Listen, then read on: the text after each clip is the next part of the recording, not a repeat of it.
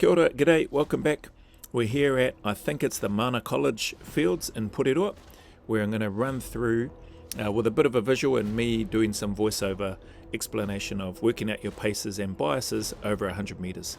So I do a few rounds of this, 4 rounds with being able to see where I'm going, and then I do 3 rounds where I just use my beanie to blindfold myself, and that helps me sort of work out the current bias which I have, which you'll see is pretty significant for me. So here, pretty easy to do. Find a rugby field, 100 meters, mark it out if you have to, from one end to the other. And then if you do have a person or a partner, that definitely comes in handy for the bias work stuff where you're blindfolded. I don't have one today, but I figure the field is big enough, and it looks like it was just big enough when I get to that part of doing the first and especially the third rounds blindfolded. So anyway, we'll let this one play out. I think I do from memory 58, and I have got a little text box that comes up later for the other ones as well. So I think it's 58, 59, 59, 60 with these ones here where my eyes are open. And this is the end of the first round. And what I mean by this, you'll see it come up. Round 1, ELF is just every left foot. So it takes me 58 paces every left foot, or it took me 58 paces every left foot for that first round. So here's the second round. 1, 2, 3, 4, 5, 6, 7, 8, 9, 10, 11, 12, 13, 14, 15, 16, 17, 18, 19, 20, 21, 22, 23, 24, 25, 26, 27, 28, 29, 30, 31, 32, 33, 34, 35, 36, 37, 38, 39, 40, 41, 42, 43, 44, 45, 46, 47, 48, 49, 50, 51, 52, 53, 54, 55, 56, 57, 58, 59. So I use that 59 as the point whereby my toes just touch the line, and that's round 2 done. Oh yeah, I lost the screen cover. I didn't realise until after I'd finished all the recording, but yeah, that blew off out into the abyss somewhere.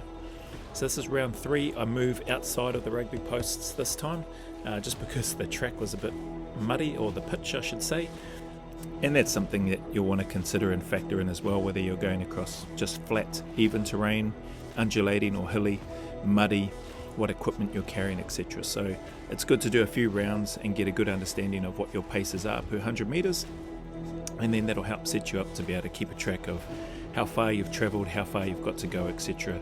if you're navigating for long periods and long distances. 37, 38, 39, 40, 41, 42, 43, 44, 45, 46, 47, 48, 49, 50, 51, 52, 53, 54, 55, 56, 57, 58, 59. So I use 59 as the marker there for that one. So I think that's the third round done. Yep. And then this is the last round. I take the perspective from behind. So I'll just sit the camera on my right shoulder, so it's coming from behind me, and do a 4th round. And I'm pretty sure this one is 60 paces with the left. So I end up just using 60 as the guide. That's where I'm at in terms of being clean skin and pacing for 100 meters. I should mention as well, it doesn't really matter if you're traveling long distances. You can definitely use this for shorter distances, 2, 3, 5 kilometer stomps that you might be doing, or runs or whatever, or just walks. It's good for me anyway. It's good to take my mind elsewhere, especially during selection, during the isolation, when things can be hard and heavy at times. It gave me, I should say, something else to think about and something else to focus on, and that one foot in front of the other, chipping away. Every time I managed to do that, it was just, another step closer towards the target, towards the checkpoint, towards the mission or the objective. So it comes in handy in lots of different ways, not just in terms of knowing what your paces and stuff are.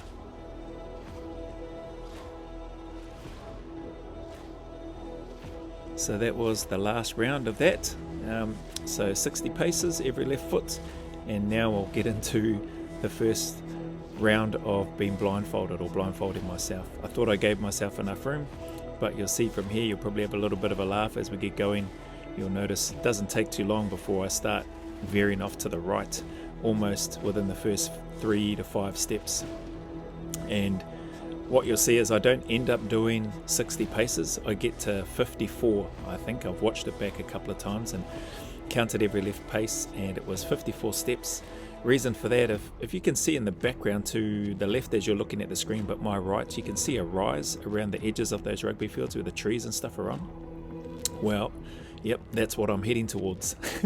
So a massive right bias, it turns out, as I'm heading towards basically where the rise is and the trees and the fence, and then there's a footpath and a road on the other side of it. You'll see some camera footage of that after. But I start to get suspicious when I take a step, and it's like, why am I starting to go uphill? So I must be getting pretty close to that rise now. But yeah, like I said, I take 54 paces. I don't end up getting through this whole one completely because of this. There we go. So I'm like, this doesn't feel right. Why am I going uphill? And then I just stop and have a look around, and then realize that I've gone right off track. And then I start just moving the camera around so you can get a bit of a perspective. There's the fence I was talking about. On the other side of that is a footpath and the road. You can see the rise of where I've gotten up to. Got my phone out, just using that to sort of dial the camera and stuff around. Now I'm making my way back to the other end of where I was supposed to try to get to for the 100 meters blindfolded, and got nowhere near it. And then I'll look to step off for round 2. This time for round 2, I'm much more conscious of the fact that I've got a massive right bias. And when I was in the Defence Force, I noticed that I had a real massive left bias. Now, I don't know why that is. I'm right-handed but left-footed, so I just assumed maybe because I'm left-footed, maybe that might have been why whilst I was still serving. Now, that hasn't changed, but clearly my bias has drifted right off to the right. So I'm giving myself plenty of room, moving right into the middle of the fields, of the 2 rugby fields this time, trying to find a fairly central track, and it puts me in between both the rugby pitches, so that if I do veer right or left, I've got much more space. And then this time, before I step off, or whilst I step off, I'm much more conscious this time of my right bias.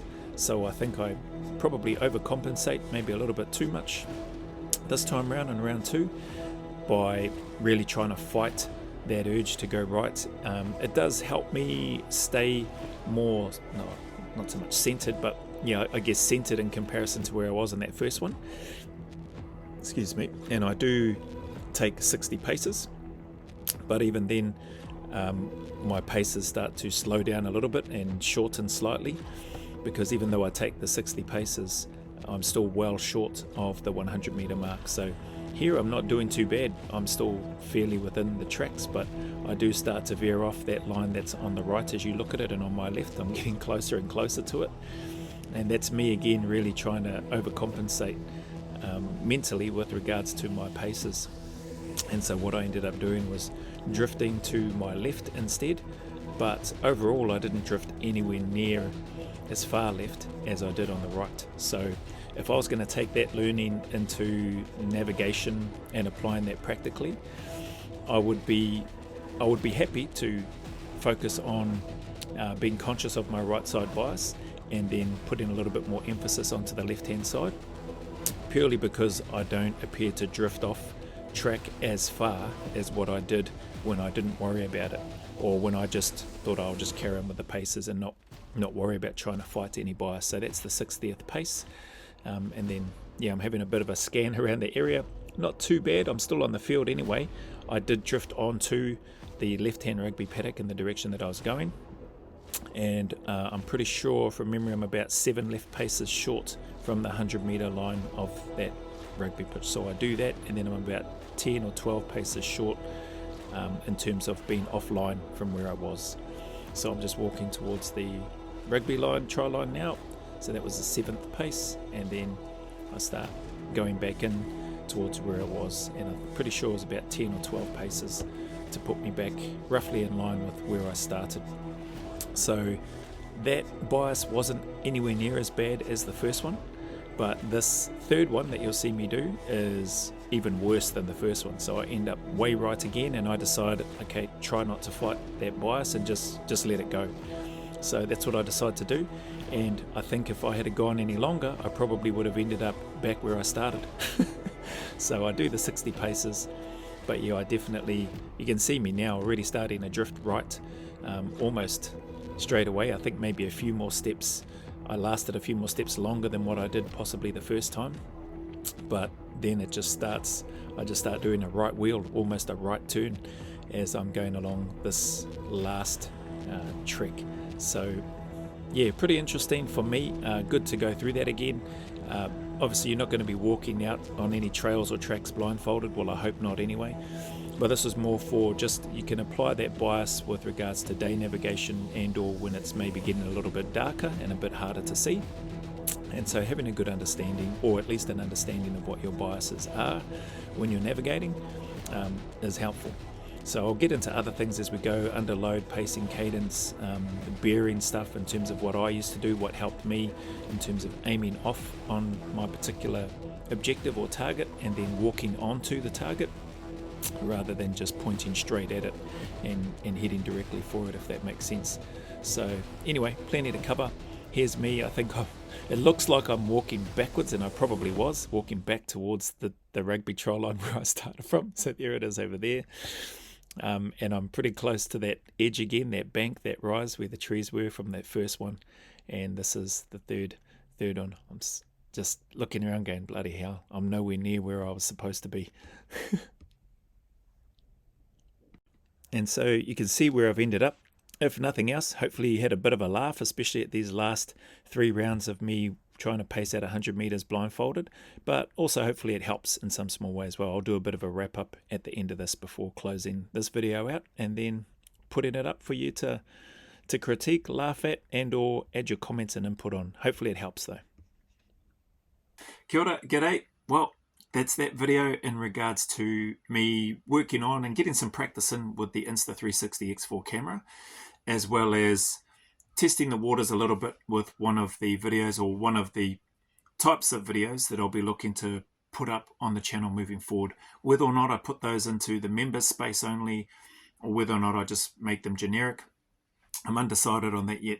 There have been a whole bunch of questions in that have come through from people that are preparing for selection, some that are current soldiers, some that are looking to join the Defence Force in both in NZ and Australia, and they've just had a few questions in and around, packing of equipment, trying to the adjusting so that it can, you can make it as comfortable as you can. What types of things do you do to help strengthen up the traps in the shoulders with regards to carrying the load? A whole bunch of things. This stuff around pacing. Economy of movement, for want of a better term. I know I've mentioned that in a couple of other videos with regards to the voiceovers that I've done in terms of how, or suggestions and ways that you might want to move to take some of the pressure off the joints and all that sort of thing, and to maintain a nice steady pace, whether you're carrying a lighter load or a heavier load, all of that sort of stuff. So there's a bunch of, there's no shortage of content is what I'm getting at. Back to this one, hopefully you got something out of it, just with regards to getting an understanding of what your paces are over 100 meters. When it comes to keeping track of that, you got a few different ways. One, you can just sort of mentally keep a track of what you are up to in terms of the distances that you've covered per 100 meters, or you can get a pace counter, which is basically you can click it every 100 meters or whatever you prefer, or the pacing beads. There's plenty of those. There's a whole bunch of things that you can do to ultimately keep a track of how far you've come with the pacing. This video was just for its purpose, was just to give you hopefully a visual of what you can do, how I would recommend for anybody to go out and just get a basic understanding of what your paces are to 100 meters. If you prefer counting every pace that you take, you figure out what works best for you. My preference is just counting every left foot, and that makes it yeah, makes it easier for me anyway. I like that way, that method. The other part is, as I touched on, I think in the video, it allowed my mind to go to a few other places, well, not so much a few other places, probably just more towards the checkpoint that I needed to get to, and how far I had covered, or how much distance I'd covered, and how far I had left to go before I got to that checkpoint. So it was really helpful for me. Surprisingly, you do it enough times and you do it for long enough, you can get pretty accurate at it. During my time, we definitely weren't allowed or didn't have smartwatches or GPSs or Garmin's to be able to use on selection. I don't know, and I don't think they allow that to happen on selection these days either, but maybe they do. But we definitely didn't have it during my time. And so having, I guess, that basic skill of being able to know what your paces are, know what your biases are, and then have an idea of what that's like under load over different terrain, and how you can look to tweak and adjust those things when you're moving during the day to try to minimize ending up doing a whole circle like what I almost did today on that third one. It's helpful anyway. Well, it was helpful for me. So the intent of this is that hopefully it helps answer some of the questions that have come about. Hopefully it gives a little bit of a heads up in terms of some of the other types of content that I'll put up in and around this type of thing, while still staying true to what I enjoy doing in that anyway, with regards to the channel and the reactions itself. So yeah, appreciate your time, appreciate your support. Thank you for the feedback, thank you for the comments, the recommendations, the suggestions, the support. I just, yeah, I know I say it a lot, but I really do mean it. So thank you all very much. As always, anybody going through any difficulties, hard times, challenges, heartache, keep turning up, keep staying in the fight. I can't re-emphasize that enough. It is critical. It's important. It's how you and I and we can get through the things that we're going through. As lonely and as miserable as they may seem and as they may be, we can get through them. Reach out for help if you have to. If you've got people that you want to call out to, if you need to reach out on an anonymous line to get help and support from somebody, then do that. But keep turning up and keep staying in the fight, and know that you're not alone. Know that better days are ahead, and that they are closer than you think, and they're coming for you. That the sun will shine again, and that there is a light at the end of that long, dark, lonely, and miserable tunnel. So stick at it. There are people that need you, people that want you, people that need your example, your guidance, your presence. So as always, go always a little further. Stay as consistent and as disciplined as you can. Keep putting one foot in front of the other. And remember, who dares wins and who cares wins. And until the next video, milestone, or YouTube post, there's a big mana wave coming from me to you, filled with my aroha, respect, appreciation, and gratitude for you,